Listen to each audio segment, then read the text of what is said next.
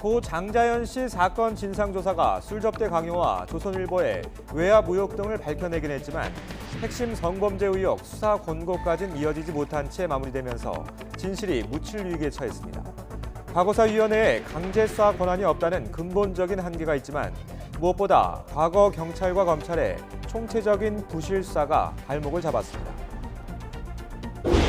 여당인 더불어민주당과 정부 청와대가 경찰 개혁안을 확정했습니다. 경찰청장, 지방청장, 경찰서장의 수사 관여를 통제할 국가수사본부를 신설하고 정보경찰의 정치 관여와 불법 사찰, 원천 차단 등으로 검경 수사권 논란 속에 경찰 권력 비대화를 막으려는 것으로 풀이됩니다.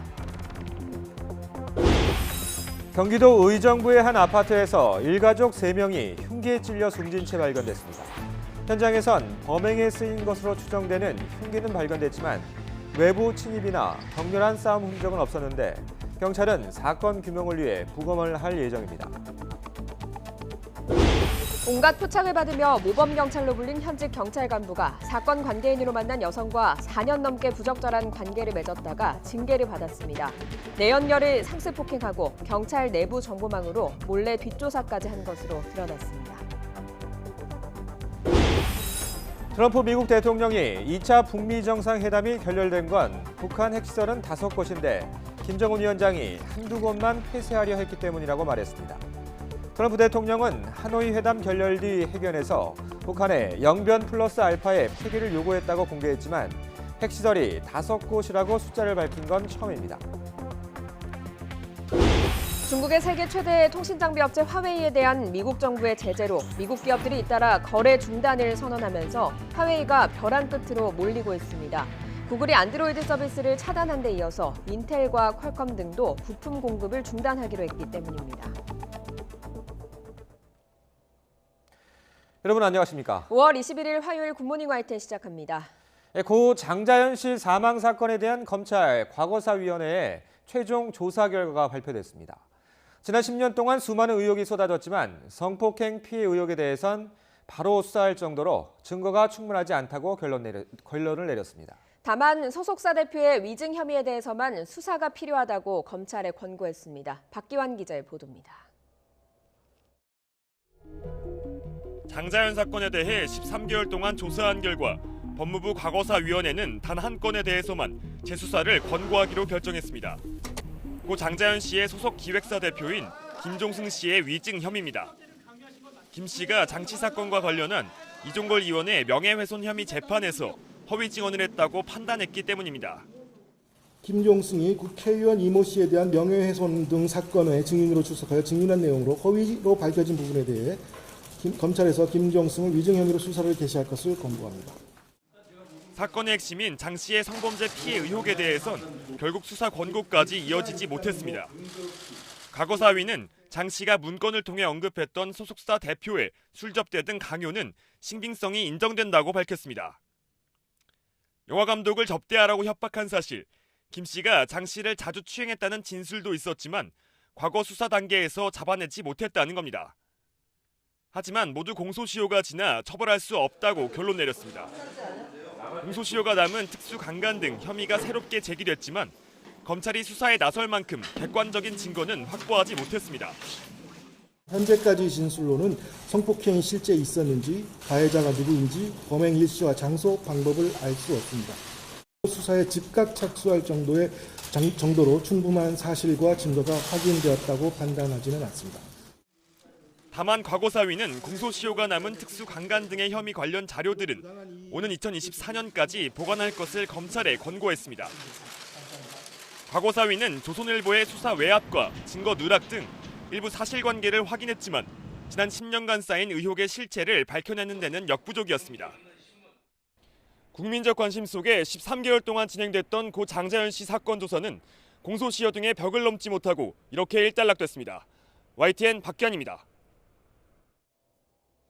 각종 접대를 받은 사회 유력 인사들의 명단, 이른바 장자연 리스트의 존재 여부도 이번 진상조사의 핵심이었습니다.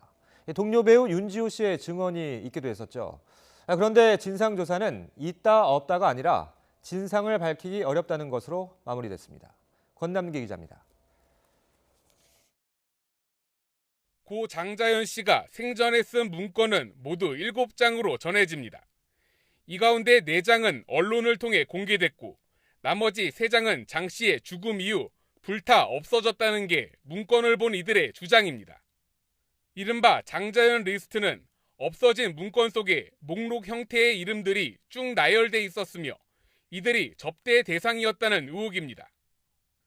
세상에 남아있는 자필 문건에 잠자리 요구 등의 성접대 강요 정황이 있기 때문입니다. 하지만 이번 조사에서도 장자연 리스트의 실체는 확인되지 않았습니다. 사라진 문건을 본 사람들 가운데 장 씨의 매니저였던 유모 씨는 조사 과정에서 리스트가 아닌 편지글 같은 것이라고 말했습니다. 유 씨는 과거 경찰 조사에서 사라진 3장엔 장 씨 소속사 대표와 싸우면서 조심해야 할 사람들의 명단이 있었다고 진술한 인물입니다. 장 씨의 유족 역시 리스트 형태는 없고 서술식으로 몇몇 이름이 들어가 있었다고 답했습니다. 문건을 봤던 기자도 목록 형태는 없었다고 일관되게 답했는데 윤지호 씨는 달랐습니다. 윤 씨는 이름과 직함이 나열된 문건이 있었다고 주장했는데 최근 성상납 강요 내용은 없었다고 진술이 바뀌었습니다. 결국 위원회는 문건을 본 사람 가운데 누구 하나의 말만을 믿을 수 없다고 판단했습니다. 리스트가 있었는지 또 리스트가 있었다면 그들이 고 장자연 씨와 어떤 관계에 있었는지 진술이 모두 엇갈렸다는 겁니다. 장자연 리스트가 누구에 작성되었는지 어떤 관계에 있는 사람들의 이름을 기재한 문건인지에 대해서 진상규명이 불가능하다고 결론을 내렸습니다. 10년 가까이 제기된 장자연 리스트 관련 의혹은 그 존재 여부조차 확인되지 않은 채 여전히 의혹으로 남게 됐습니다. YTN 권남기입니다. 장 씨가 작성한 문건에는 조선일보 방 사장이라는 사람에게 술접대와 잠자리를 요구받았다는 내용이 포함되어 있습니다. 과거사에는 이 부분에 대한 과거 검경 수사가 부실했고 조선일보는 수사 무마를 위해 외압을 행사한 것으로 확인됐다고 밝혔습니다. 들어보시죠. 당시 조선일보 사회부장이 경찰청장과 경기청장을 찾아가 박모 사장을 조사하지 말라고 압력을 행사했고 특히 경기청장 조모에게는 단체의 위력을 협박한 사실을 확인하였습니다. 수사감사는 불기소 이유에서 장자연 문건에 나오는 조선일보 방 사장이 하모 씨일 수도 있다는 오해를 만든 것 동시에 박모 씨 두 사장에 대한 추가적인 수사가 이루어져야지 않도록 사실관계를 은폐하는 결과를 낳았다고 판단하였습니다. 이 같은 법무부 과거사위원회의 발표에 대해서 조선일보는 일부 인사의 일방적 주장에 근거한 것으로 전혀 사실이 아니라고 반박했습니다. 조선일보는 공식 입장문을 통해 장자연 사건 수사를 전후해 당시 사회부장이 조현오 전 경기청장을 단 한 차례도 만난 적이 없으며 강일학 전 경찰청장과는 만났지만 수사 결과를 신속히 발표해 주길 바란다는 입장을 전달했을 뿐이라고 주장했습니다. 조선일보는 과거사위가 일부 인사의 일방적 주장과 억측에 근거해 마치 외압을 행사한 것처럼 단정적으로 발표했다며 조선일보의 명예를 회복하기 위해 법적 대응을 포함한 모든 조치를 강구할 것이라고 밝혔습니다. 오늘 아침 볼에 닿는 공기가 다소 차갑습니다. 밤사이 기온이 큰 폭으로 떨어지면서 현재 서울 기온 11.8도에 머물고 있습니다. 오늘 나오실 때는 어제보다 조금 더 따뜻한 옷차림 하시는 게 좋겠습니다. 다행히 낮에는 맑은 하늘에 볕이 내리쬐면서 기온이 크게 올라 포근하겠습니다. 오늘 서울의 한낮 기온이 23도까지 오르며 예년 이맘때 봄 날씨를 보이겠습니다. 오늘 전국적으로 맑은 하늘이 이어지겠고요. 미세먼지 걱정 없겠습니다. 다만 강원 산간에는 강풍특보가 내려진 가운데 바람이 무척 강하게 불겠고요. 대기 불안정으로 나탄 때 소나기가 지나는 곳이 있겠습니다. 피해 없도록 시설물 관리와 안전사고에 각별히 주의하시기 바랍니다. 오늘 낮 동안 기온이 크게 오르며 포근하겠습니다. 서울이 23도, 대전과 광주 25도, 대구는 26도로 어제보다 3에서 5도가량 높겠습니다. 당분간 별다른 비 소식 없이 맑겠고요. 기온은 점차 오름세를 보이면서 주 후반에는 또다시 30도 안팎의 한여름 더위가 기승을 부리겠습니다. 요즘 아침과 낮과 밤의 기온차가 10도 안팎으로 크게 벌어지고 있습니다.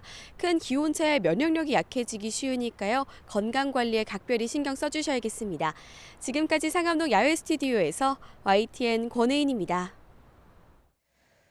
당정청이 경찰 개혁안을 내놨습니다. 일반 경찰은 경찰청장이 통솔하지만 수사에 대해선 청장이 관여하지 못하도록 하는 내용이 담겼습니다. 정보를 수집하는 경찰은 정치에 개입하지 못하도록 원천 차단하기로 했습니다. 김대근 기자입니다. 당정청 논의의 핵심은 경찰 수사의 독립성과 정보경찰의 중립성 확보입니다. 우선 경찰청장, 지방청장, 경찰서장 같은 관서장들이 수사에 관여하는 것을 막기 위해 국가수사본부 설치를 추진하기로 했습니다. 국가수사본부가 설치되면 외부 개방직인 수사본부장이 수사 업무를 지휘합니다. 관서장은 수사 대상과 범위를 지시하거나 영장 신청 여부를 결정하는 등의 구체적인 수사 지휘를 할 수 없습니다. 치안과 행정을 담당하는 일반 경찰은 경찰청장이 통솔하게 하고 수사경찰의 최고 책임은 국가수사본부장에게 맡기겠다는 겁니다. 일반 경찰의 수사 관여 통제와 자치경찰제의 조속한 시행을 통하여 경찰 권한을 분산합니다.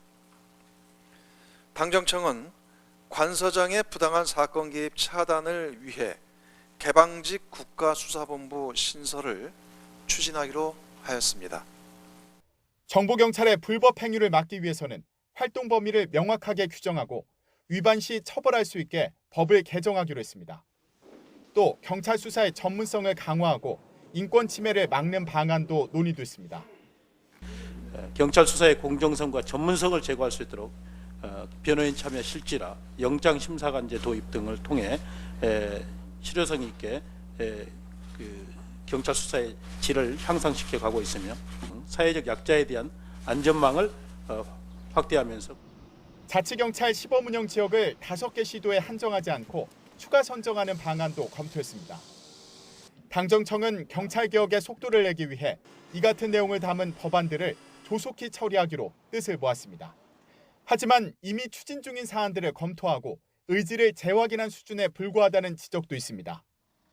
또 일반 경찰과 수사경찰, 자치경찰로 조직이 삼원화되면 효율적이고 유기적인 협조가 가능할지도 의문입니다. 검찰이 수사권 조정안에 반발하는 가운데 당정청이 확정한 경찰 개혁안이 현실화되기까지 여러 난관이 예상됩니다. YTN 김대근입니다. 여야 3당 원내대표가 한자리에 모였습니다. 맥주까지 곁들이면서 모처럼 분위기도 화기애애했습니다. 구체적인 합의는 없었지만 국회 정상화가 시급하다는 데는 의견을 모았습니다. 최기성 기자의 보도입니다.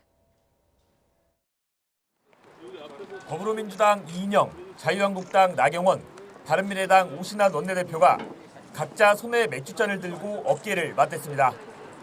20대 국회 4년차 원내 사령탑이 꾸려진 뒤 첫 여야 3당 회동으로 터놓고 얘기하겠다며 국회 안이 아닌 국회 밖 카페에서 모인 겁니다. 원내대표들은 상견례 차원이라며 확대 해석을 경계하면서도 한껏 기대하는 모습을 보였습니다. 민주당 이인영 원내대표는 야당 목소리를 잘 듣고 국회 정상화해법을 찾겠다고 했고 급한 민생과 경제를 위해서 국회가 다시 열릴 수 있도록 정성을 다하겠습니다. 한국당 나경원 원내대표는 국회 파행이 안타깝다면서 국민에게 희망을 주겠다고 강조했습니다. 지금 국민들께서 아파하시는 것은 역시 경제라고 생각을 합니다. 바른미래당 오신환 원내대표는 국회 정상화를 위한 첫걸음이 될 수 있도록 하겠다고 말했습니다. 허심탄회하게 모든 걸 다 풀어놓고 대화를 시작하고 1시간 40분 정도 이어진 회동에선 추가 경정 예산안 처리와 여야정 상서료비채 재가동뿐 아니라 선거제 등의 신속 처리안 건 지정 등 다양한 현안에 대한 의견이 오갔습니다. 국회 정상화 필요성엔 공감했지만 합의문 작성이나 임시회 소집 일정 확정은 이뤄지지 않았습니다. 아니 안 하기로 추운데 기다렸는데. 국회에서 열어서 필요한 부분을 해야 되겠죠. 그런데 이제 방법에 있어서도 차이가 많아요. 인식들은 같이 했지만 현재 우리가 무슨 확 결정을 내리기는 좀 어려운 부분들이 있어서 구체적인 합의는 없었지만 나름 진솔한 속내를 풀어냈다는 점에서 당장 시급한 추경안 처리를 포함해 국회 정상화를 위한 논의가 빨라질 것이라는 기대감이 커지고 있습니다. YTN 최기성입니다. 경기도 의정부의 한 아파트에서 일가족 3명이 흉기에 찔려 숨진 채 발견됐습니다. 경찰은 외부 침입이나 격렬한 싸움 흔적은 없었다며 부검을 통해 정확한 경위를 파악할 예정입니다. 차유정 기자가 취재했습니다. 경기도 의정부의 한 아파트. 오전 11시 반쯤 이 아파트에 사는 일가족 3명이 숨진 채 발견됐습니다. 보니까는 한 6시 그만 하다가 시신이 3분 나가더라고요. 50살 A씨와 그의 부인, 18살 된 고등학생 딸이었습니다. 신고자는 중학생 막내 아들이었습니다. 누나가 피를 흘리고 쓰러져 있다 빨리 와라 뭐 이 정도입니다. 떨리는 목소리로요. 3명 모두 한 방에서 발견됐는데 흉기에 찔린 상처가 있었습니다. 현장에선 범행에 쓰인 것으로 추정되는 흉기도 발견됐습니다. 경찰은 일단 외부 침입 흔적은 찾지 못했다고 밝혔습니다. 가족 문제가 원인일 가능성이 큰데 경찰은 이들이 최근 경제적인 어려움에 시달리고 있다는 주변인 진술을 확보한 것으로 알려졌습니다. 경찰은 부검을 통해 가족 중 누가 범행한 건지, 일가족 가운데 아들만 어떻게 살아남은 건지 정확한 경위를 파악할 수 있을 것으로 보고 있습니다. YTN 차유정입니다. 만취 상태로 이웃 주민을 살해한 혐의로 구속된 중국 동포가 범행 당일 또 다른 이웃도 살해한 것으로 드러났습니다. 서울 금천경찰서는 지난 16일 구속된 30살 김모 씨의 추가 살인 혐의를 확인했다고 밝혔습니다. 김 씨는 지난 14일 밤 11시 40분쯤 서울 가산동의 한 건물 옥상에서 술을 마시다가 담배를 피우러 올라온 30대 남성을 흉기를 휘둘러 숨지게 한 혐의로 구속됐습니다. 경찰 조사 결과 김 씨는 같은 날 오후 6시 반쯤에도 자신이 사는 고시원의 옆방 이웃을 시끄럽게 떠든다는 이유로 살해한 것으로 드러났습니다. 각종 표창을 받으며 모범 경찰관으로 불린 현직 경찰 간부가 사건 관계인으로 만난 여성과 부적절한 관계를 맺었다가 징계를 받았습니다. 내연녀를 상습 폭행하고 경찰 내부 정보망으로 몰래 뒷조사까지 한 것으로 드러났습니다. 김우준 기자가 단독 취재했습니다. 경기도의 한 경찰서. 지난 2017년 2월 당시 수사과장이던 강모 경감이 내부 징계위원회에 넘겨졌습니다. 사건 때문에 알게 된 여성과 4년 넘게 부적절한 관계를 맺은 사실이 들통난 겁니다. 장기간 이어진 부적절한 이성관계, 징계에 포함되어 있었죠. 불륜도 문제지만 사건을 알면 알수록 충격적인 내용이 나왔습니다. 당시 강 경감은 근무 시간에도 경찰서를 빠져나와 이곳 모텔에서 내연녀와 성관계를 가졌습니다. 강 경감은 재직 30년간 장관과 지검장, 경찰서장 표창 등 30개 남짓한 상을 받았습니다. 하지만 징계 의결 이유서를 보면 모범경찰의 이중생활이 고스란히 적혀 있습니다. 내연녀 박모 씨를 상습 폭행하고 말다툼하다가 차량에 내던지기도 한 겁니다. 폭행의 강도는 갈수록 심해졌습니다. 폭행 강도가 점점 세지고 폭행 그 주기가 점점 짧아지는 거예요. 그리고 처음에는 폭행한 거에 대해서 굉장히 미안한 마음을 갖고 있었지만 나중에는 제가 머리가 찢어져서 꿰매야 되는 그런. 경찰 내부 정보망을 이용해 주민등록번호와 차량 번호 등 박 씨의 개인정보도 들춰봤습니다. 약점을 찾아보려고 했던 겁니다. 자신의 사사로운 이익을 추구하기 위해서 사적인 목적으로 활용하는 경우에는 개인정보법 위반으로 중한 처벌을 받게 되어 있습니다. 결국 해임 징계를 받은 강경감. 하지만 억울하다며 소청을 제기해 계급 강등으로 징계 수위를 낮췄고 지금은 치안센터에서 근무하고 있습니다. 네가 그것을 꼬드기고 네가 끌고 오지 않느냐 이렇게 보고 있다는 것이죠. 폭행 혐의 등으로 재판에 넘겨진 강경감은 1심에서 500만 원의 벌금형을 선고받았습니다. 강경감은 바로 항소했고 강등 처분마저 부당하다며 경기 남부청을 상대로 행정소송도 제기했습니다. YTN 김우준입니다. 취객 제압 과정에서 여경의 대응이 서툴렀다는 이른바 대림동 여경 논란이 여경 무용론으로까지 번지고 있습니다. 전문가들은 무분별한 성대결적 논쟁보다는 경찰에게 주어진 대응 권한이 적절한지부터 따져볼 필요가 있다고 지적합니다. 박광렬 기자가 취재했습니다. 사건은 지난 13일 밤 발생했습니다. 경찰의 뺨까지 때리며 저항하는 취객을 제압하면서 시민에게 도움을 요청하는 등 여경의 대응이 미숙했다는 겁니다. 남자가 하나 나와. 빨리 나와. 자기야. 남자가 나오시 빨리. 채워요? 채우세요. 빨리 채우세요. 경찰은 여경이 시민의 도움을 요청한 건 매뉴얼을 어긴 게 아니고 수갑을 채워달라는 건 다른 경찰에게 한 말이었다고 해명했습니다. 하지만 논란은 수그러들지 않았고 여경이 필요 없다는 여경 무용론으로 번졌습니다. 일부 정치인도 체력검사 문제를 들어 논란에 가세했습니다. 바른미래당 하태경 의원은 SNS에 여경 무용론은 여경에 대한 국민의 불신 때문이라며 부실 체력검사 기준을 바꿔야 한다고 지적했습니다. 하지만 전문가들의 의견은 다릅니다. 남녀를 따지기에 앞서 경찰에게 주어진 현장 대응 권한부터 살펴봐야 한다는 겁니다. 특히 막무가내식 폭력 앞에서도 테이저건 등 장비 사용을 주저하게 만드는 요인들이 문제라는 지적입니다. 외국 같은 경우는 공권력에 대한 도전과 법 집행에 대한 위반 사항은 강력한 장비 장구를 사용을 해서 제압을 하기 때문에 설령 여성 경찰이 근력과 완력이 다소 부족하다라고 하더라도 그것이 이슈화되는 이런 상황으로 치닫지 않는 것이죠. 경찰 업무와 관련해서도 체력 이외의 평가 기준도 많다며 소모적인 논쟁의 확대를 경계했습니다. 꼭 물력, 체력이 압도적인 우위에 있는 사람들만이 종사하는 그런 업무는 또 아니지 않습니까? 과거보다도 오히려 물리적인 힘을 쓰는 쪽에서 뭐 경제범이라든가 아니면 또 뭐 여성 청소년에 관한 범죄라든가. 물론 경찰 특성상 최소한의 체력은 무시할 수 없는 요인입니다. 여경 15% 시대를 앞두고 남경은 현장, 여경은 내근이라는 목소리가 나오지 않게 조정하고 시험 승진 등 현장 경찰이 불리한 문제도 해결해야 합니다. 미국, 영국, 캐나다, 싱가포르 같은 경우도 남녀 채용의 규정이 똑같아요. 어느 정도는 체력을 갖춘 여성 경찰들이 같이 이제 업무를 수행하는 것이 옳다라고 좀 보고 있습니다. 이번 사건이 무분별한 성대결적 논쟁이 아닌 경찰의 실질적인 기능 강화를 위한 생산적인 논의로 이어져야 한다는 지적입니다.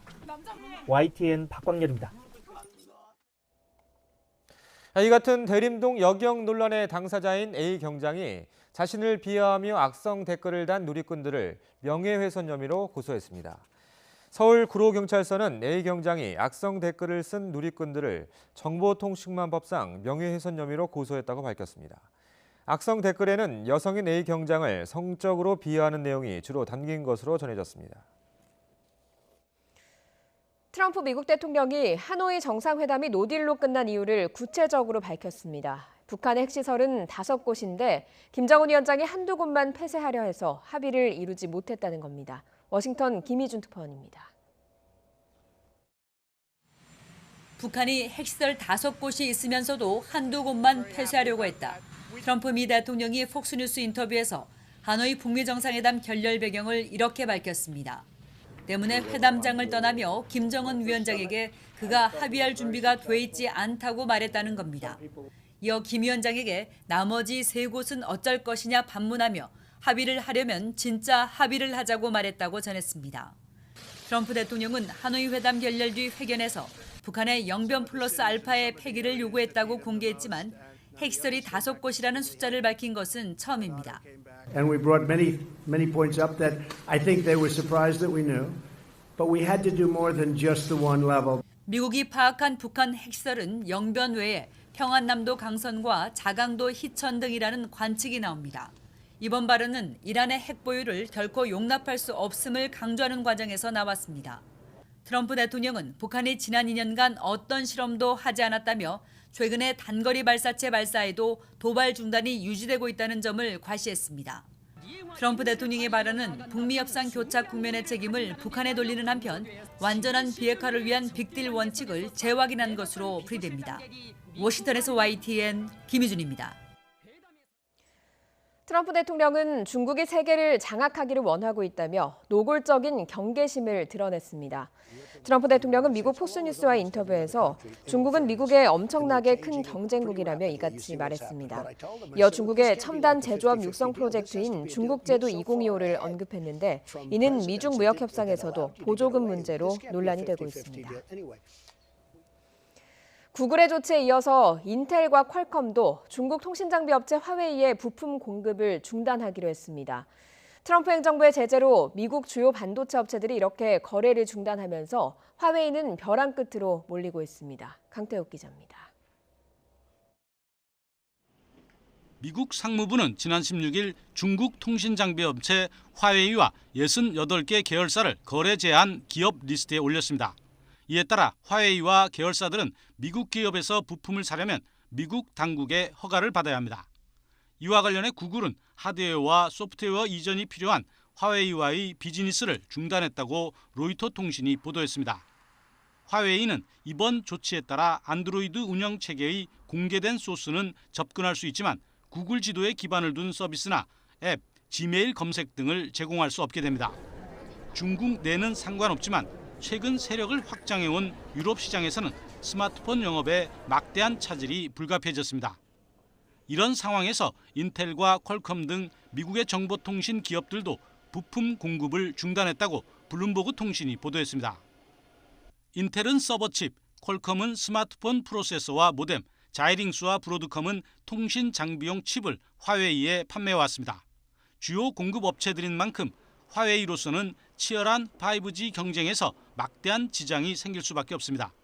블룸버그는 미국 정부의 조치가 계속될 경우 중국의 5G 도입도 지연될 가능성이 있다고 내다봤습니다. 또 화웨이가 지난해 중반부터 부품 비축 등을 대비해왔지만 미국의 제재가 장기화할 경우 부품 수급난에 직면할 것으로 전망했습니다. 이럴 경우 전 세계 통신, 반도체, 스마트폰 시장에 지각 변동까지 이어질 수 있다는 관측입니다. YTN 강태욱입니다. 중국 내에서는 미국 애플사 제품에 불매 조짐이 일어나고 있습니다. 중국 공산당 기관지 환구시보의 총편집인은 자신의 SNS 계정에 최근 자신의 스마트폰을 아이폰에서 화웨이 제품으로 바꿨다고 소개했습니다. 이 편집인은 화웨이가 미국에서 탄압을 받을 때 화웨이 휴대전화를 사용함으로써 화웨이를 존중하는 마음을 표현했다고 주장했습니다. 미국과 중국이 상호 보복 관세를 부과하면서 맞서고 있는 가운데 시진핑 중국 국가주석이 자국 내 히토류 관련 기업체를 방문했습니다. 시진핑 주석은 히토류 기업 시찰에 미중 무역 협상의 중국 측 수석 대표인 류허 부총리를 대동함으로써 중국이 히토류를 미국과의 협상에서 무기로 삼을 수 있음을 경고한 것으로 관측되고 있습니다. 전기차와 스마트폰, 컴퓨터 등에서 핵심적 부품의 원료로 사용되는 히토류는 중국이 전 세계의 생산량의 95%를 차지하고 있어서 중국이 수출을 중단할 경우 미국 첨단 산업에 타격을 줄 것으로 예상됩니다. SNS에서 유명한 인블리 임지연 씨가 판매한 제품에서 이물질이 나오면서 논란이 끊이질 않자 임 씨가 경영에서 손을 떼기로 했습니다.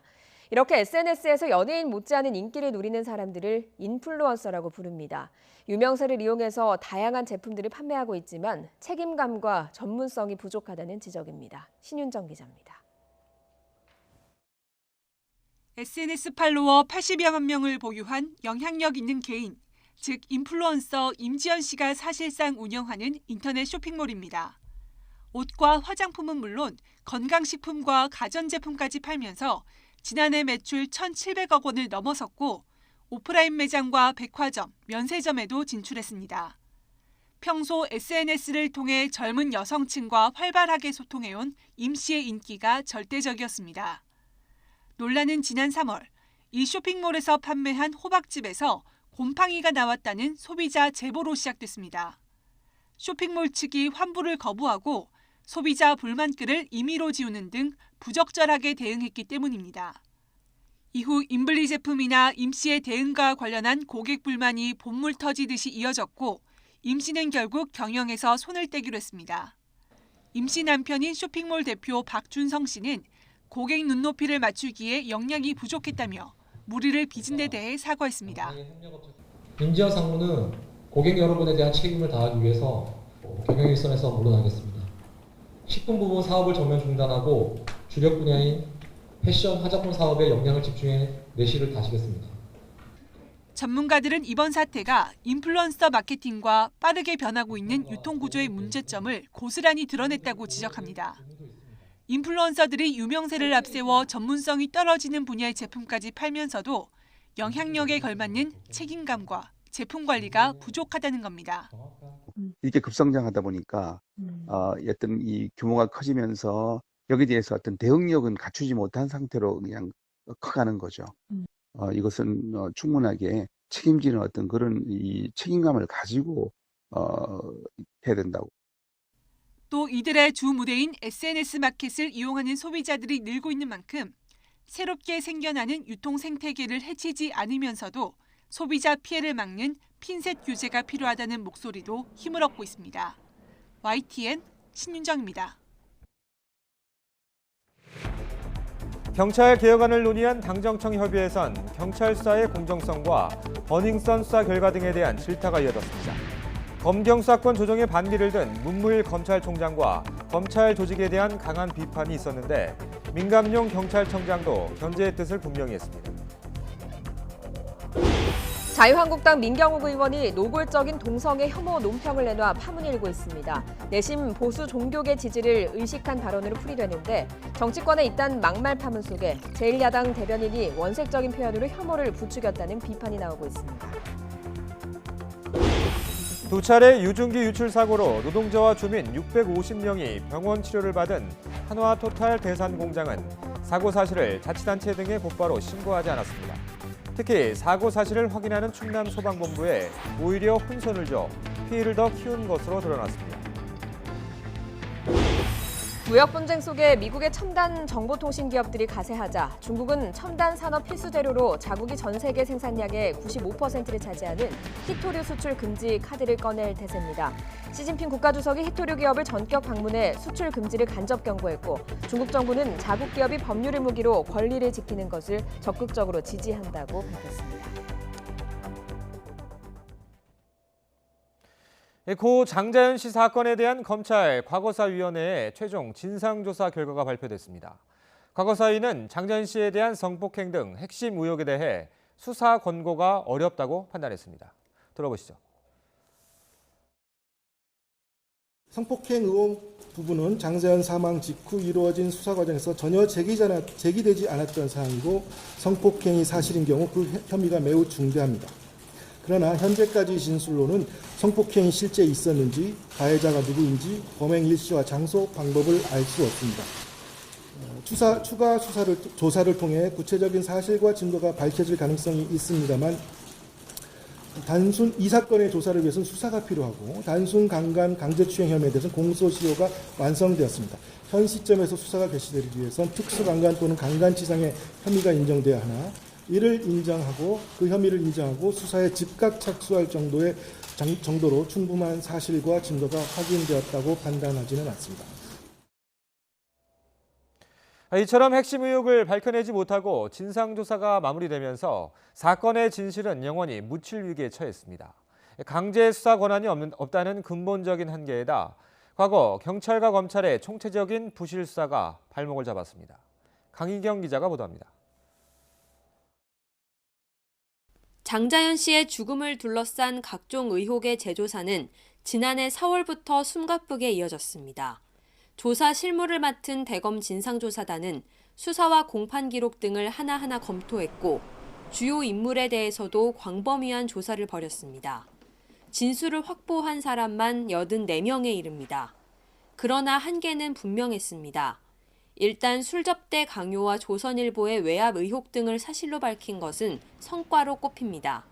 하지만 장 씨의 옛 소속사 대표인 김종승 씨의 위증 혐의 외에 핵심 쟁점인 성범죄 피해 의혹에 대해서는 수사 권고까지 이어지지 못했습니다. 새롭게 제기된 성폭행 의혹이나 이른바 장자연 리스트의 존재 여부도 진상이 밝혀지지 않았습니다. 장자연 리스트가 누구에 작성되었는지 어떤 관계에 있는 사람들의 이름을 기재한 문건인지에 대해서 진상규명이 불가능하다고 결론을 내렸습니다. 애초 강제 수사 권한이 없는 상황에서 어느 정도 예고된 결과였습니다. 과거사위도 김종승 씨 등 주요 관련자들이 면담을 거부해 조사에 한계가 있었다고 시인했습니다. 진상조사를 통해 밝혀진 과거 검찰과 경찰의 총체적인 부실 수사도 결정적으로 발목을 잡았습니다. 경찰은 압수수색 과정에서 조선일보 방 사장 등이 적힌 일기장과 메모장, 각종 명함이 있던 장 씨의 옷방을 수색조차 하지 않았습니다.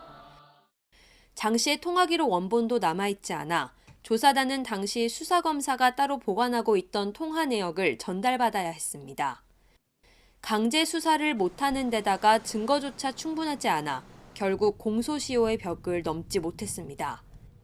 여기에 핵심 증인인 동료 윤지호 씨 진술의 신빙성 논란까지 이런저런 악재 속 조사단이 막을 내리며 장자연 사건은 다시 한번 미궁 속으로 빠지게 됐습니다. YTN 강희경입니다. 이 버닝썬 사건에서 이른바 경찰총장으로 지목된 윤 총경이 민감용 경찰청장과 청와대 비서관들의 만남을 주선했다는 의혹이 제기됐습니다.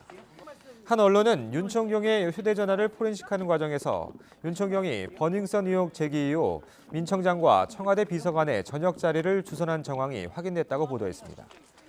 이와 관련해 경찰은 즉각 해명 자료를 내고 문제의 자리는 윤 총경이 버닝썬 사건에 연루된 사실이 드러난 지난 3월 15일 이전에 약속을 잡은 것이라고 강조했습니다. 경찰은 또 윤 총경이 사건에 연루됐다는 사실이 확인이 난 이후 부적절하다고 판단해 약속을 바로 취소했다고 강조했습니다. 검경 수사권 조정에 따른 경찰 개혁 방안을 논의하기 위해 당정청 협의가 열렸습니다. 쉽게 말해 검찰의 반발을 달래기 위한 경찰 힘 빼기 방안을 논의한 자리였는데 최근 경찰의 부실사에 대한 지적과 함께 검찰을 겨냥한 작심 발언들도 쏟아졌습니다. 최민기 기자가 보도합니다. SNS를 통해 사법개혁 의지를 피력했던 조국 청와대 민정수석이 권력기관 개혁에 단호한 메시지를 쏟아냈습니다. 민감용 경찰청장 바로 옆자리에서 작심한 듯 최근 경찰 수사와 정치적 중립을 꼬집었습니다. 현재 경찰 수사의 공정성과 엄정성에 대해서는 여전히 의심이 있습니다. 전직 경찰청장이 정보경찰의 남용으로 인해서 구속되는 사태가 벌어졌습니다. 여당인 더불어민주당 이인영 원내대표도 최근 경찰의 버닝썬 수사 결과에 많은 국민이 실망했다며 쓴소리를 냈습니다. 동시에 검경 수사권 조정에 반기를 든 문무일 검찰총장과 검찰 조직을 강한 어조로 비판했습니다. 과도하게 집중된 검찰의 권한을 분산하는 것에서부터 시작할 수밖에 없습니다. 이에 대한 검찰청장과 일부 검찰의 반응은 지극히 유감스럽습니다. 여당과 청와대의 이 같은 강경 대응은 최근 수사권 조정을 두고 불거진 검경 갈등이 위험 수위를 넘겨 더는 두고 볼 수 없다는 판단 때문입니다. 조직 외부로까지 계속 잡음이 터져나오면서 자칫 진통 끝에 패스트트랙으로 지정된 법안 논의에 영향을 미칠 것을 우려해 경고를 보낸 것으로 풀이됩니다. 민감용 경찰청장은 경찰에 대한 비판을 경청하겠다며 자세를 낮추면서도 문무일 총장을 겨냥한 견제도 잊지 않았습니다. 정부가 합의안을 제시하고 국회에서 의견이 모아진 결과물입니다. 충분한 절차적 정당성이 확보된 만큼 이를 존중하는 것이 민주주의에 부합된다고 생각합니다. 여당은 당 원내대표단과 국회 사법개혁특별위원회 위원들이 연석회의를 열어 관련 내용을 공유하고 논의했습니다. YTN 최민기입니다. 더불어민주당과 정부 청와대는 어제 당정청 협의에서 경찰의 수사 관여를 통제하기 위한 이른바 국가수사본부 신설을 추진하기로 했습니다. 국가수사본부가 설치되면 외부 개방직인 수사본부장이 수사 업무를 지휘합니다. 경찰청장이나 지방청장 등 관서장은 치안과 행정을 담당하는 일반 경찰 업무만 통솔하고 수사 대상과 범위를 지시하거나 영장 신청 여부를 결정하는 등의 구체적인 수사 지휘를 할 수 없게 됩니다. 바른미래당이 여전히 어수선합니다. 손학규 대표가 자신과 가까운 의원들을 주요 당직에 임명하면서 더 시끄러워졌습니다. 공개석상에서 찬성파와 반대파 간 설전이 벌어지기도 했습니다. 김주영 기자가 보도합니다. 바른미래당 손학규 대표가 강한 내부 반발에도 불구하고 주요 당직자들의 임명을 단행했습니다. 자신의 우군으로 꼽히는 임재훈, 최이배 의원을 각각 사무총장과 정책위 의장에 임명했고 최도자 의원을 수석 대변인으로 낙점했습니다. 오늘만 한 것이 아니라 지지난 최고위원회 때 비공개 회의 때 협의를 했고 오신환 원내대표를 중심으로 한 반대파는 공개적으로 반발했습니다. 이번 임명을 날치기라고 규정하며 당을 손 대표 혼자 운영하려 하지 말라고 정면으로 비판했습니다. 혼자 당을 운영하려 하지 마시고 당을 민주적으로 운영해 주실 것을 간곡히 부탁드립니다. 찬반 인사들 사이의 설전은 회의가 끝난 뒤 복도까지 이어졌습니다. 손 대표 퇴진을 요구하는 이준석 최고위원이 4.3 보궐선거 당시 음주 상태로 유세 지원을 했느냐를 두고 볼썽사나운 신경전까지 연출됐습니다. 술 드시고 지원 유세하고 하니까 우리 당이 지지율이 나오겠습니까? 제가 술을 마셨기 때문에 이런 모습으로 올라갈 수 없습니다. 그래서 올라가지 않겠다 했더니 괜찮아 하면서 손 대표가 올라오라 하셔서 올라가 있었고요. 당내 분란의 불똥은 바른정당계 좌장인 유승민 의원의 5.18 기념식 참석 논란으로도 번졌습니다. 시대착오적인 색깔론을 띄우고 있는 황교안 대표조차 광주 5.18 민주화운동 기념식에 참석했는데 왜 유 전 대표께서는 참석하지 않으셨습니까? 당대 인사들 인신공격하는 발언으로 최고위 발언을 대신하는 지는 이해할 수 없고 저희가 합당한 이후에 유승민 대표께서 호남 일정으로 처음 잡았던 것이 망월동 묘역 참배를 통해서 5.18 정신에 실현하겠다고 했던 그 발언이었습니다. 손 대표가 지명직 최고위원 2명에 이어 주요 당직자 2명의 임명을 강행한 것은 서둘러 당을 정상화하고자 하는 의도로 보이지만 거센 반발에 최고위원회 구성원 9명 가운데 안건 통과를 위한 인원 5명도 온전히 확보하지 못하면서 찬반 세대결 양상만 나타나고 있습니다. 손 대표 사퇴를 주장하는 반대파와 그럴 수 없다는 손 대표 모두 상대방을 설득하지도 출구 전략을 찾지도 못하면서 바른미래당 호가 좀처럼 혼돈의 늪에서 빠져나오지 못하고 있습니다. YTN 김주영입니다. 박근혜 정부 시절 청와대 대변인까지 지낸 한국당 민경욱 의원이 노골적인 동성애 혐오 논평을 냈습니다. 보수 종교계의 지지를 끌어내려는 계산이 깔린 것으로 보이지만 제1야당 대변인이 원색적인 표현을 사용하며 혐오를 부추겼다는 점에서 논란이 적지 않습니다. 차정윤 기자입니다. 지난 17일 세종시를 찾아 학부모들과 간담회를 연 한국당 황교안 대표는 동성애에 대해 반대 입장을 밝혔습니다. 개인적으로나 정치적으로도 반대한다며 아이들에게 교육을 잘 시켜야 된다는 말까지 했습니다. 저는 개인적으로 동성애에 대해서 반대합니다. 반대하고 저의 정치적 입장에서도 동성애는 우리가 받아들여서는 안 된다. 학부모들의 질문에 답하는 형식이라고는 하지만 독실한 기독교 신자인 황 대표가 내심 보수 종교계의 지지를 노린 발언이었다는 해석이 적지 않았습니다. 이러다 한국당 민경욱 대변인은 아예 몇 발 더 나갔습니다. 민 대변인은 논평을 통해 민주당이 동성애 행사 참여당원을 모집하는 글을 게시했다며 동성애 지지에 대해 분명한 입장을 밝히라고 요구했습니다. 문재인 대통령을 향해서는 동성애에 대해 찬성도 반대도 아닌 애매한 대처로 일관하고 있다며 박쥐 대통령이라고 비아냥대기도 했습니다. 역시 동성애 이슈를 이용해 보수 기독교계 지지를 끌어내겠다는 계산이 깔린 것으로 보이지만 제1야당의 대변인이 노골적으로 동성애 혐오를 조장하고 부추겼다는 점에서 부적절하다는 비판이 나옵니다. 실제 유럽이나 미국에서는 정치인은 물론 일반인들도 동성애에 대해 원색적인 반대 입장을 공공연히 밝힐 경우 처벌받을 수 있습니다. KBS 기자 출신인 민 대변인은 박근혜 정부 시절 청와대 대변인을 지낸 자유한국당 초선 의원입니다. 이처럼 최근 정치인들의 막말이 잇따르고 있지만 별다른 징계나 처벌도 받지 않고 은근슬쩍 묻히는가 하면 오히려 강성 지지자들에게는 주목을 받을 수 있다는 인식이 퍼지면서 도를 넘은 발언은 끊이질 않고 있습니다.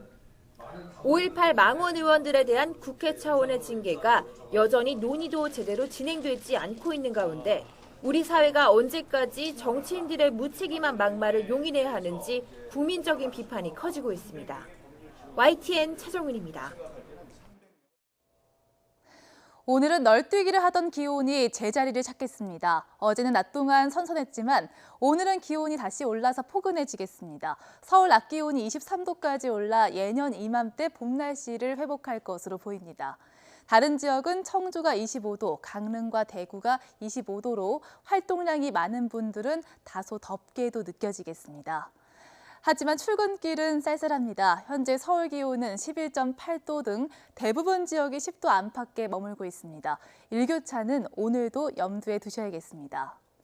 오늘 하늘은 대체로 맑겠습니다. 미세먼지 농도도 대체로 보통 수준을 보이겠습니다. 공기질은 깨끗하겠습니다.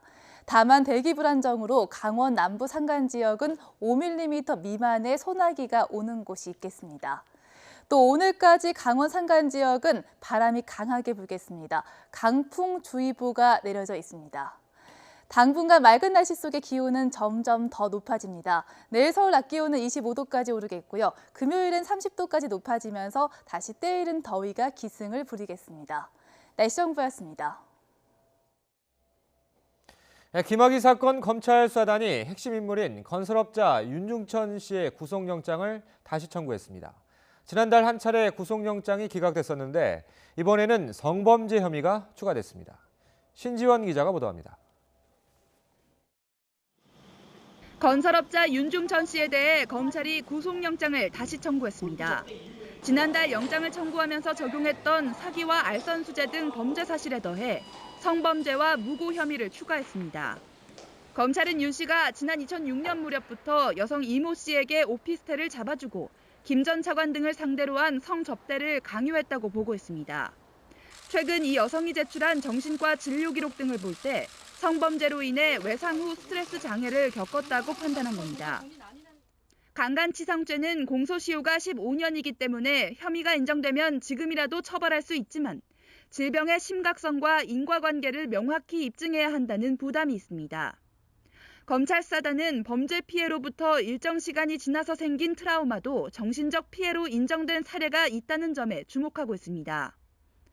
법무부 과거사위원회가 수사를 권고했던 무고 혐의도 적용됐습니다.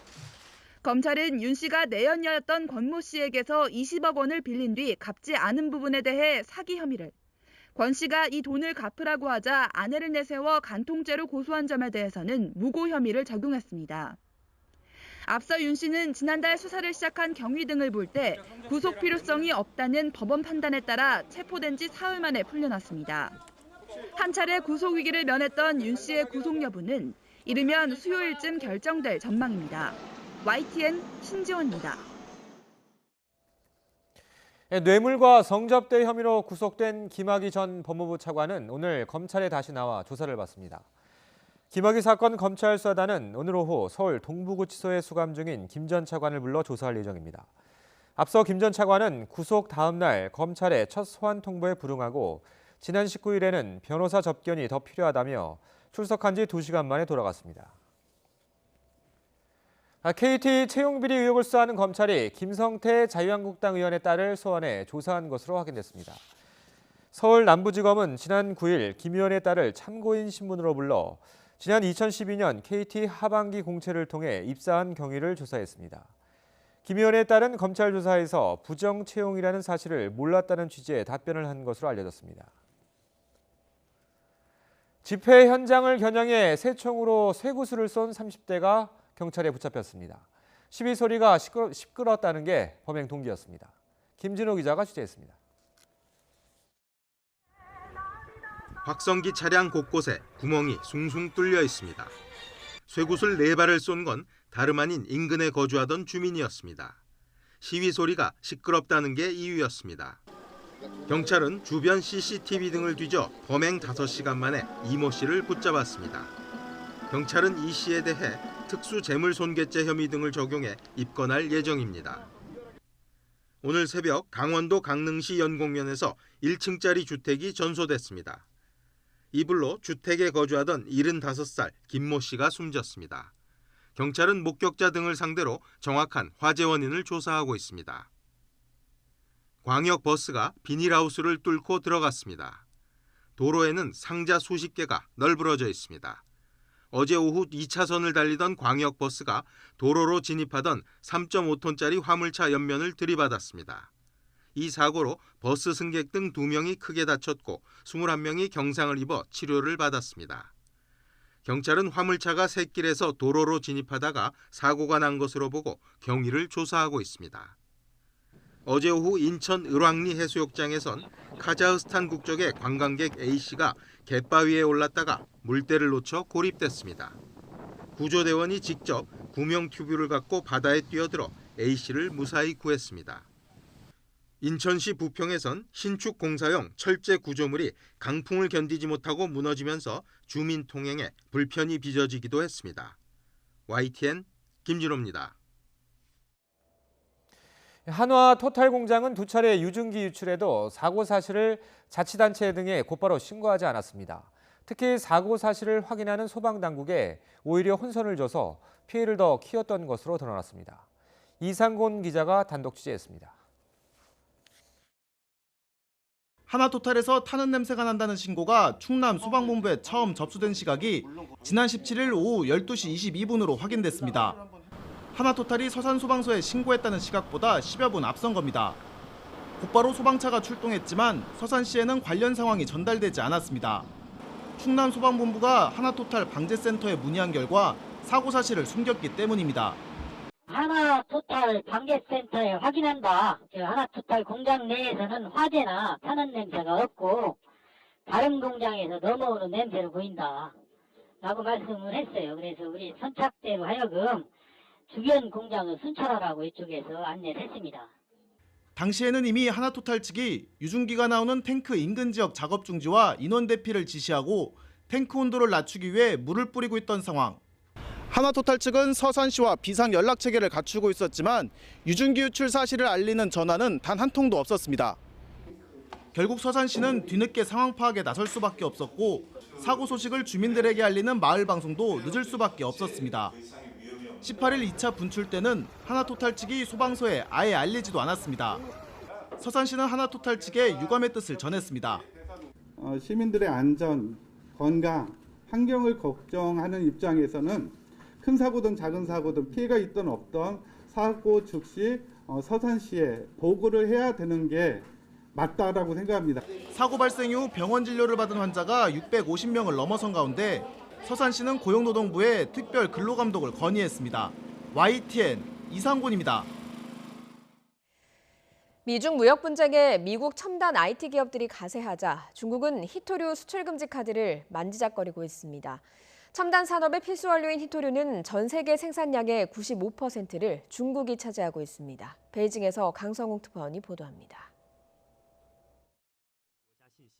미국 최고의 인터넷 기업 구글이 중국 기업 화웨이의 기술 지원과 협력의 중단 소식이 전해진 날, 시진핑 중국 국가주석이 방문한 곳은 장시성에 있는 히토류 기업입니다. 방문 목적은 히토류 산업 발전 상황을 알아보기 위한 것이라고 신화통신은 전했습니다. 미중 무역 협상에 중국 측 수석 대표인 류허 부총리도 대동했습니다. 첨단 산업의 필수 재료인 히토류는 중국이 전 세계 생산량의 95%를 차지하는 핵심 자원입니다. 미국에 구글이 있다면 중국에는 히토류가 있다는 것을 보여주며 대미 수출 금지를 경고한 것입니다. 中美经贸磋商只能沿着相互尊重、平等互利的正确轨道前行。 중국 정부는 자국 기업이 법률을 무기로 권리를 지키는 것을 적극 지지한다고 밝혔습니다.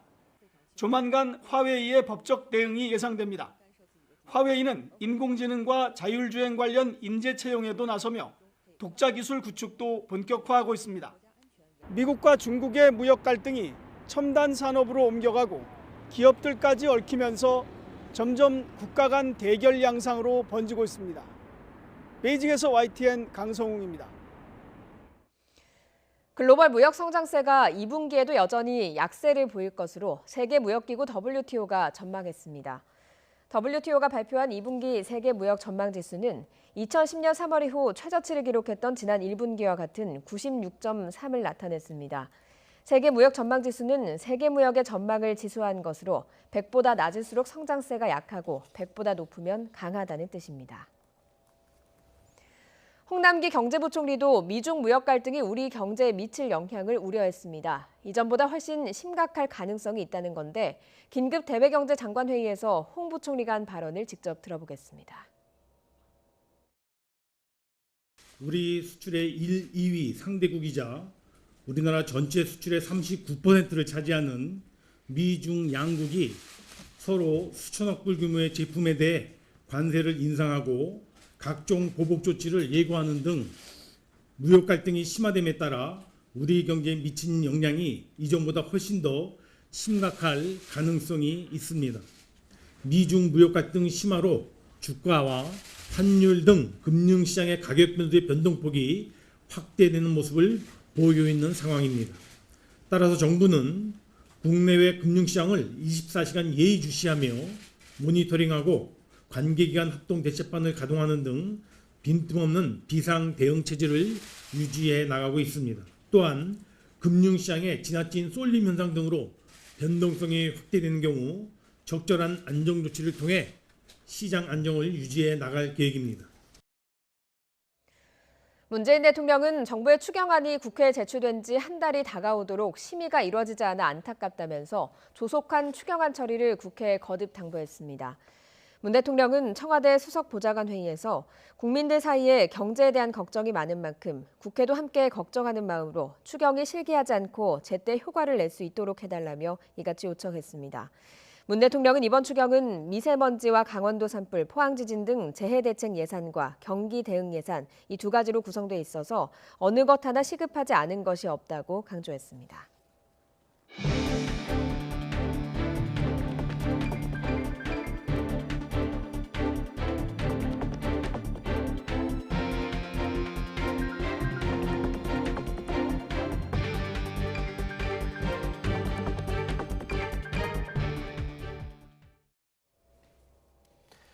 문재인 대통령이 어젯밤 모하메드 아랍에미리트 왕세제와 전화통화를 하고 리비아에 피랍됐던 우리 국민의 석방에 결정적 역할을 해준 데 대해 감사의 뜻을 전했습니다. 문 대통령은 모하메드 왕세제가 지난 2월 서울 공식 방문해서 우리 국민의 석방 지원을 약속한 뒤 적극적인 역할을 해줬다면서 두 나라의 굳건한 특별 전략적 동반자 관계를 보여준 모범 사례라고 평가했습니다. 이에 대해 모하메드 왕세제는 한국이 기뻐할 수 있는 일을 하게 돼 무척 기쁘다면서 앞으로도 양국 관계가 더욱 발전하기를 희망했다고 고민정 청와대 대변인이 전했습니다. 중국에서 수입된 조경용 석재에서 지난 20일 붉은 불개미가 발견돼 긴급 방제 조치가 이뤄졌습니다. 이 컨테이너는 중국 광둥성 황푸항에서 지난 14일에 선적돼서 17일 인천항으로 들어왔습니다. 농림축산검역본부는 붉은 불개미 1개미 4마리가 발견돼서 해당 컨테이너 5개 모두를 훈증 소독 조치했습니다. 또 발견 지점 반경 50m 이내에 대해 정밀 조사를 시행한 결과 추가로 발견되지는 않았다고 밝혔습니다. 붉은 불개미가 발견된 것은 올해 두 번째입니다. 지역 주민과 근처에 있는 기업 간의 분쟁, 종종 뉴스가 되곤 합니다.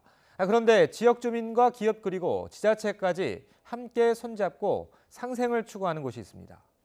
김학무 기자가 취재했습니다. 주택과 음식점 등이 있는 거리에서 청소 작업이 시작됐습니다. 길에 버려진 휴지나 담배꽁초를 줍고 풀숲에 버려진 쓰레기도 모두 주워 담습니다. 쓰레기가 가장 많은 곳은 주차장. 생활 쓰레기 등 상당한 양의 쓰레기가 수거됩니다.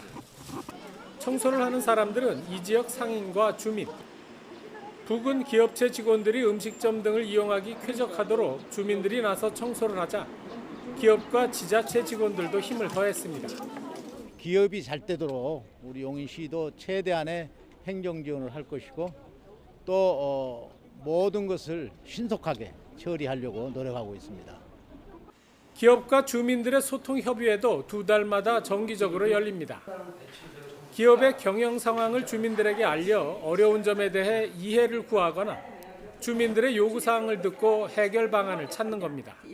작은 것부터 주민과 기업이 하나가 돼서 실천한다면 큰 상생은 아니지만 작은 신뢰가 형성되지 않을까 그렇게 생각합니다. 주민들은 상가나 거리 곳곳에 기업을 응원하는 현수막도 내걸었습니다. 자영업자들이 요즘 상당히 어려운데 기업들이 잘 돼야지 또 우리 지역 주민들도 다 소통을 해서 발전할 수 있고 그렇게 되기를 우리 희망하고 있습니다. 지역과 기업의 발전을 위해 주민과 기업, 지자체가 함께 발벗고 나섰습니다. YTN 김학무입니다. 인천지방검찰청은 상해치사 혐의 등으로 1심에서 모두 실형을 선고받은 14살 A군 등 중학생 4명의 형량이 낮다며 항소했습니다. 이들은 지난해 11월 인천시 연수동의 15층짜리 아파트에서 또래 중학생을 집단으로 폭행하고 옥상에서 떨어져 숨지게 한 혐의로 재판에 넘겨졌습니다. 앞서 1심에서 이들은 장기 징역 7년에서 단기 징역 1년 6개월까지 실형을 선고받았습니다. 아버지를 살해한 혐의로 복역하다 재심을 받게 된 무기수 김신혜 씨의 재심 첫 공판이 광주지방법원 해남지원에서 열렸습니다. 김 씨 측은 아버지를 숨지게 하거나 유기한 적이 없다며 검찰이 제시한 공소 사실을 전면 부인했습니다. 법원은 다음 달 17일 김 씨에 대한 두 번째 공판을 열 계획입니다. 지난해 경기도 고양시 저유소 화재 수사 과정에서 경찰관이 피의자에게 수차례 자백을 강요하는 등 인권 침해가 있었다는 국가인권위원회 조사 결과가 나왔습니다. 인권위는 피의자 A씨에 대한 신문 과정 영상을 분석한 결과 담당 경찰관이 모두 123차례에 걸쳐 거짓말하지 말라며 자백을 강요해 진술 거부권을 침해했다고 밝혔습니다. 우리 선조들은 오래전부터 날씨와 관련된 천문 현상을 자세히 관찰해왔습니다. 대표적인 것이 첨성대죠. 국내 연구진이 태양 흑점의 새로운 활동 주기를 밝혀냈는데요. 고려와 조선시대 문헌을 분석해서 알아낼 수 있었습니다. 최소라 기자입니다. 1151년 고려 예종 10년에 해에 흑자가 있는데 크기는 계란만 했다는 기록이 고려사에 등장합니다. 이보다 앞선 1105년 고려 숙종 때에도 해 한가운데 광채가 없었다는 문구가 나오고 조선시대 명종 11년에도 태양 속에 계란 크기 흑자가 있다는 기록이 조선왕조실록에 남아 있습니다. 모두 태양 표면의 온도가 낮아 검게 보이는 흑점을 묘사한 겁니다. 국내 연구진이 고문헌에 등장하는 태양 흑점 기록 55개를 분석해 태양의 흑점 활동이 240년마다 왕성해짐을 밝혀냈습니다. 기존에 알려진 11년과 60년 주기 외에 태양 흑점의 긴 주기가 규명된 겁니다. 태양 활동, 즉 흑점이 많아지는 시기에 온도가 굉장히 낮아지는 경향을 보이고 있는데요. 15세기와 18세기 태양 활동의 영향으로 굉장히 추운 시기가 나타났음을 짐작할 수가 있습니다.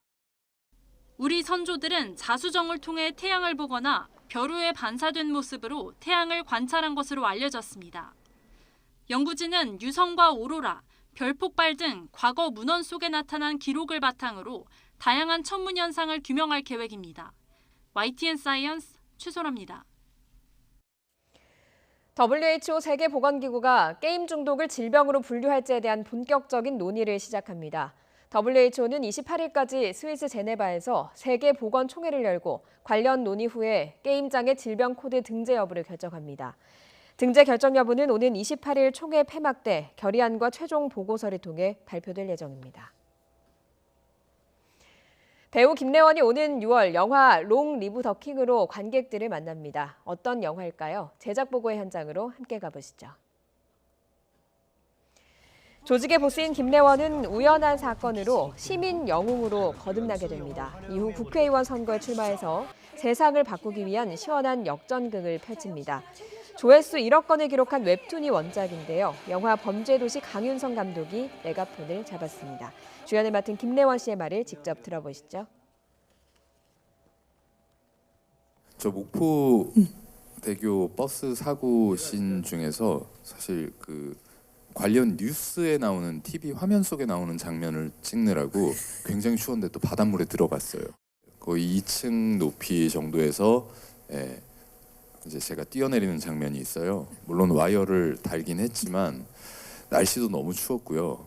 착지되기 조금 전 시점에 그 와이어를 놔버리시더라고요. 제가 착지할 때 자연스럽게 보여야 낙법을 쓰게끔.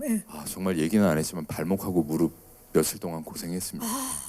근데 몇 번을 계속 반복을 해서 감독님이 한 번만 더 하자고 계속 얘기를 하시더라고요. 근데 스태프분들 다 너무 추워하셔서 아무 소리 안 하고 끝까지 열심히 했습니다. 영혼 보내기라는 걸 아시나요? 영화관에 직접 가지 않아도 표를 구매해서 영화를 응원하는 건데요. 극장가의 새로운 유행으로 번지고 있습니다. 박서경 기자가 소개합니다. SNS에 영혼 보내기를 검색하면 나오는 게시물입니다. 사정상 극장에 갈 순 없지만 표를 구매해 영혼을 대신 보낸다고 적혀 있습니다.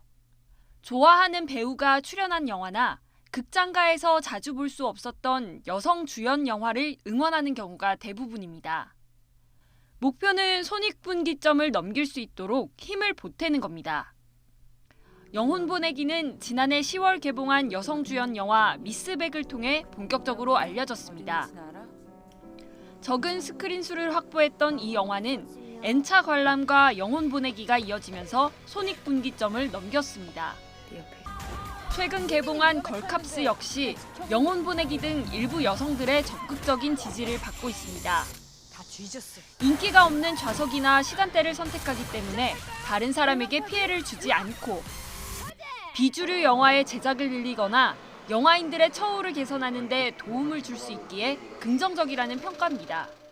스크린 독과점을 통해서 영화 다양성이 훼손됐다는 점, 그것이 해소되지 않고서는 영혼 보내기는 계속될 수밖에 없다는 점에 초점을 둬야 될 것으로 보입니다. 쏠림 문제에 대해서 공식적으로 관객들이 문제 제기한 것이라고 생각이 듭니다. 다만 일각에서는 이런 움직임이 자칫 남녀 대결 구도로 변질할 수 있다는 우려가 나옵니다. 또 오랫동안 계속된다면 실제 관람객에 대한 정확한 데이터를 얻기 어렵고 작품성에도 영향을 줄 수 있다고 지적하고 있습니다. YTN 박서경입니다. 그룹 방탄소년단이 관객 32만 명을 끌어모으며 스타디움 투어 러브 유얼셀프 스픽 유얼셀프 미국 순회 공연을 마쳤습니다.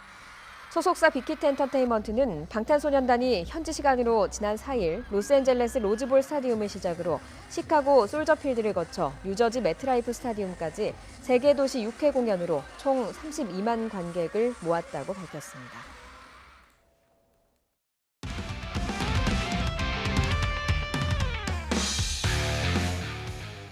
스포츠 뉴스입니다. 다음 달 프랑스에서 개막하는 피파 여자 월드컵에 출전하는 우리 대표팀이 2회 연속 16강 진출을 다짐했습니다.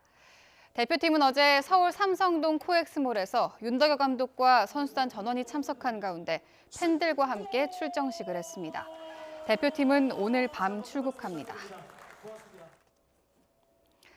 올 시즌 KBO 리그에서 가장 빠른 타구를 기록 중인 타자는 키움의 박병호 선수였습니다. KBO는 타구 추적 시스템을 통해 안타 타구를 분석한 결과 안타 30개 이상을 친 타자 65명 가운데 박병호의 타구 평균 속도가 시속 152.7km로 가장 빨랐다고 밝혔습니다. 두산의 오재일이 평균 시속 150.9km로 2위를 차지했고 LG의 김현수와 유강남이 뒤를 이었습니다. PGA 챔피언십 2년 연속 우승을 달성한 미국의 브룩스 켑카가 남자 골프 세계 랭킹 1위에 복귀했습니다. 지난해 10월부터 올해 1월까지 1위 자리에 올랐던 켑카는 이번에는 5달 만에 다시 1위로 복귀했습니다. 한국 선수 가운데는 김시우가 53위로 가장 높은 순위를 유지했고 PGA 챔피언십에서 7위에 오른 강성훈이 세계 랭킹을 61위로 끌어올렸습니다.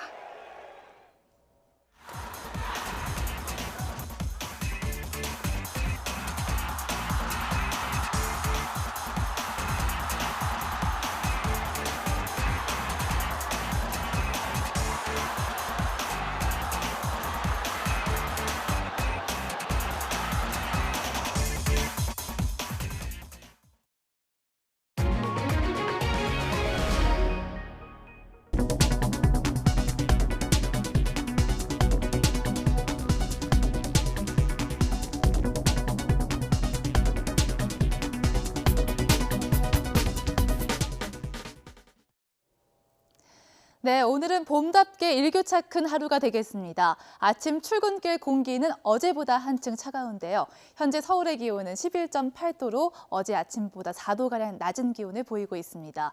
하지만 낮에는 포근한 봄 날씨를 되찾겠습니다.